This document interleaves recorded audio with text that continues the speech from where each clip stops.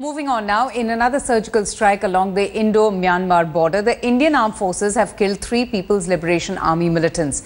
According to the sources, in a combined operation, Army and Assam Rifles unit ambushed and killed 3 militants on Sunday night in a daring cross-border action. The operation was carried out by troops of the 11th Battalion of the Assam Rifles and 6th Dogra Regiment.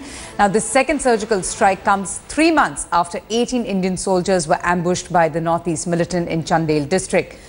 And therefore, in the retaliatory strike on June 8, the Indian Army Special Forces had targeted militant camps in Myanmar. And even as the Army spokesperson has claimed that soldiers did not cross the border, sources are saying that the strike was carried on Myanmar soil.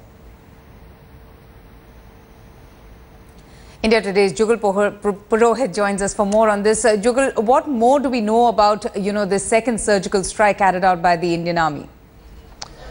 Well, Avantika, this particular operation isn't in the same mold as the June 8 operation was. This particular strike coming in very close to the international border, and it isn't a typical hot pursuit operation that the Indian Army had claimed, and the government of India, in fact, had claimed after the Chandel massacre of the Dogra Regiment Jawans.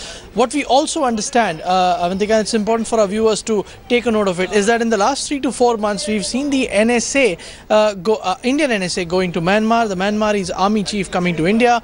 There seems to be on the surface of things a lot of cooperation that is being spoken about. And remember, for India, the biggest concern is the presence of the NSCN Kaplang faction, which in a sense provides a sanctuary to all these outlawed groups, be it the PLA of Manipur, be it the Paresh Barua faction, the Ulfa from Assam, and several others, including, of course, the NSCN Kaplang. So in a sense, this particular area close to the South Manipur border between India and Myanmar is a hotbed of these activities. And in this particular incident, we are given to understand that in all 3 PLA militants were killed, 2 bodies were dragged back, and the bodies were handed over to the More police station, which is in Myanmar, in Manipur, very close to the Indo-Myanmar border, and the police proceedings are on. Of course, the PLA has issued a press statement of its own where it has claimed that this operation took place on its unarmed cadre inside the border of India, and not as is being claimed by our sources on the other side of the border. So that's the situation.